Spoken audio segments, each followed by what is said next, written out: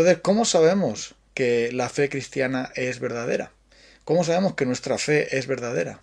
Sencillamente porque tenemos la palabra de Dios que sustenta esta verdad y hace que nosotros la podamos aplicar a nuestra vida y que tenga efecto en nuestra vida transformándola como hemos visto.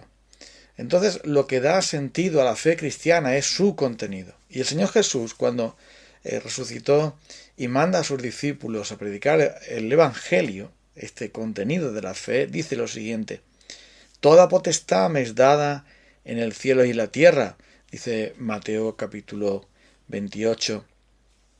Por tanto, id y haced discípulos a todas las naciones, bautizándolos en el nombre del Padre, y del Hijo, y del Espíritu Santo, enseñándoles que guarden todas las cosas que os he mandado, y he aquí yo estoy con vosotros todos los días, hasta el fin del mundo. Entonces Jesús dice que debemos creer en quién.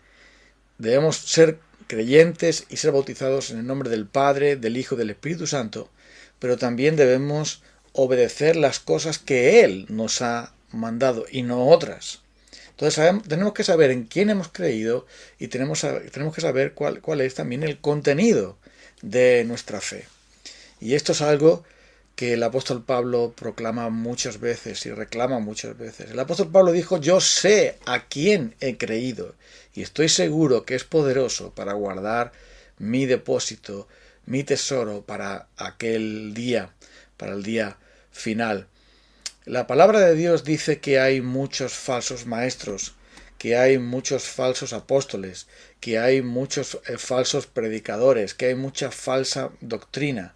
Y es que el diablo se ha encargado muy bien y sabe hacer muy bien su trabajo de sembrar todo tipo de mentiras para adulterar el Evangelio de Jesucristo con el fin de que no tenga eficacia. Si adulteramos una medicina, deja de ser medicina para convertirse en veneno. Y eso es lo que el diablo quiere hacer a través de sus secuaces, aquellos que proclaman la mentira, quizás muchas veces por su propia ignorancia, pero otras veces con malicia. La Biblia está llena de ejemplos en este sentido. Pero mira lo que dice el apóstol Pablo. Si nosotros, o un ángel del cielo, si nosotros mismos, que somos apóstoles, o un ángel del cielo viene y predica otro evangelio que el que habéis recibido, sea maldito. Entonces, la palabra de Dios, que es viva y eficaz, esa palabra de Dios que permanece para siempre, ese evangelio de la gracia de Dios centrado en Cristo, es la base fundamental de nuestra confianza, la base fundamental de nuestra fe, es la composición del medicamento del evangelio, y en su justa medida es lo que nosotros debemos creer, recibir, gozar, proclamar y también defender. La Biblia utiliza la palabra fe de dos maneras. La palabra fe puede significar, evidentemente, y significa la confianza que yo tengo en el Señor Jesucristo, en su Evangelio, como la única manera de ser salvo de mis pecados y estar con Él en el cielo y poder disfrutar de una vida abundante con su Espíritu Santo. Esa confianza, ese conocimiento y confianza en Él se llama fe. Pero también la palabra de Dios habla de la fe cristiana como el conjunto de las verdades, como dice de aquí Jesús, las cosas que yo os he mandado, el conjunto de las verdades del Evangelio que forman una composición o que forman un todo armónico y que hacen que este consejo de la fe o este depósito de la fe deba ser guardado, íntegro y predicado tal y como Él es. Y es por eso que a lo largo de los siglos ha habido siempre maneras de resumir la fe y de enseñarla. El propio Nuevo Testamento está lleno de declaraciones de fe, de resúmenes de la fe. En Filipenses 2, por ejemplo, tenemos un resumen de la obra del Señor Jesucristo. Haya en vosotros este sentir que hubo en Cristo Jesús, el cual siendo en forma de Dios, no estimó el ser igual a Dios como cosa que aferrarse, se despojó a sí mismo, etc. También lo tenemos en Colosenses capítulo 1, también lo tenemos en Primera de Timoteo capítulo 3. Hay varias veces en las que se resume, sea por cánticos o sea por declaraciones, se resume la fe cristiana con el fin de que los creyentes pudiésemos memorizar estas cosas, pudiésemos cantar estas cosas y pudiésemos también entenderlas bien para poder pues ser de Dios. Es por eso que nosotros entendemos que nadie puede ser bautizado si no es capaz de decir quién es el Padre, quién es el Hijo y quién es el Espíritu Santo. Si no es capaz de decir, de explicar qué es el Evangelio. Porque toda fe tiene también un contenido. Todo conjunto de enseñanzas enseña algo y enseña de alguien. Y es por esto que el apóstol Judas, en esa carta tan corta pero tan intensa, llama a los creyentes a defender la fe, el conjunto de verdades que Dios ha revelado en su palabra, la fe que Dios ha dado una vez, definitivamente, una vez y para siempre, a los creyentes. Dios nos ha dado una fe que no va a cambiar con el tiempo, que no hay que reajustar porque ya ha quedado caducada, que no hay que adaptar porque ya no se entiende, sino que ha dado una fe que aunque haya que presentarla de la manera adecuada, evidentemente, pero una fe que ha sido dada definitivamente a los creyentes, una fe infalible, una fe que viene del cielo, una fe que es el Evangelio, que trae salvación, que trae vida, que produce nueva vida en nosotros, por la acción del Espíritu Santo. Y es por esto que somos llamados nosotros a saber en quién hemos creído y saber qué creemos. Pero esto es muy difícil si nosotros no atendemos a la palabra de Dios, si nosotros no dedicamos tiempo a abrir las Escrituras, a escuchar la predicación de la palabra de Dios, si no pasamos tiempo en comunión con Dios para que Él nos haga entender su palabra. Porque no solamente la palabra de Dios es un conjunto de verdades que nos llevan a la salvación, sino que también la palabra de Dios o el Evangelio, por decirlo, resumirlo de una manera fuerte, clara, el Evangelio también es el único poder que nos va a liberar de nuestros pecados, que nos va a transformar la vida, que va a hacer que todas las cosas en nosotros funcionen como Dios quiere que funcionen. Por eso necesitamos comprender las Escrituras. Y por eso el Señor Jesús se esforzó en anunciar la palabra. Y de hecho la causa de la tristeza, la causa de la decepción, la causa de la confusión que tenían los discípulos cuando Cristo resucitó fue que no entendían las Escrituras. Oh insensatos y tardos de corazón para entender lo que los profetas han dicho. No era necesario que el Hijo del Hombre muriera, padeciera y sufriera estas cosas y después resucitara y fuera recibido en gloria. Y entonces dice que les abrió el entendimiento para comprender sus Escrituras, pero desde Moisés, pasando por los Salmos, les enseñó las cosas que de él decían. ¿Y por qué Jesús utiliza la palabra de Dios? Porque no hay otra manera en la que podamos salir de las tinieblas, en la que podamos salir del temor, de la confusión, que podamos salir de la incredulidad, que podamos salir de todos aquellos peligros que tenemos en nuestro propio corazón pecaminoso y también que nos rodea. Y también de esos dardos del maligno que nos lanza con el fin de apartarnos del Señor de todas las maneras posibles.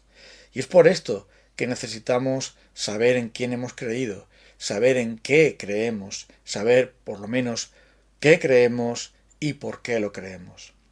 Y que tenemos un privilegio enorme nosotros los cristianos de Occidente, por lo menos nosotros los cristianos en el día de hoy, porque tenemos la palabra de Dios disponible en nuestro propio idioma, 24 horas al día, 365 días o 366 días al año.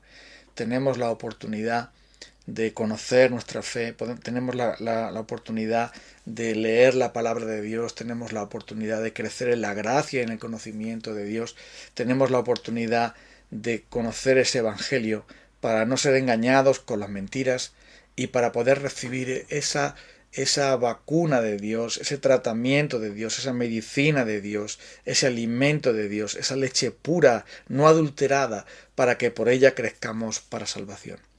Pero por si fuera poco, además de tener la propia palabra de Dios, además de tener, por supuesto, el único fundamento de la fe, que son las Escrituras, y teniendo en cuenta que nos equivocamos si ignoramos las Escrituras y el poder de Dios, como le pasaba a aquellos fariseos, por si fuera poco, también contamos con grandes confesiones de fe cristianas que a lo largo de los siglos se han redactado con el fin de enseñar mejor esa palabra con el fin de hacerla más comprensible, más exacta, resumirla de una manera adecuada. Y tenemos grandes confesiones de fe que fueron redactadas por hombres de Dios con la intención de ser instrumentos, herramientas de aprendizaje para cada uno de nosotros. Hay muchas, pero es una manera también de verlo. Pero lo más importante ahora es que nosotros podamos tener un anhelo de conocer al Señor y de guardarnos en el Evangelio.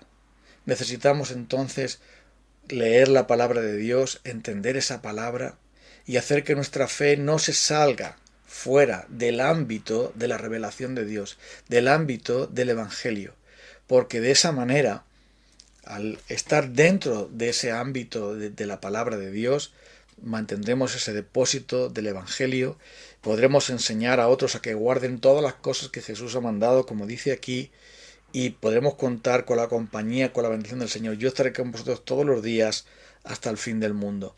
El Evangelio es un gran tesoro, un tesoro precioso que muchos nos quieren quitar, un tesoro precioso que el diablo odia y quiere que tú te apartes de él, que yo me aparte de él.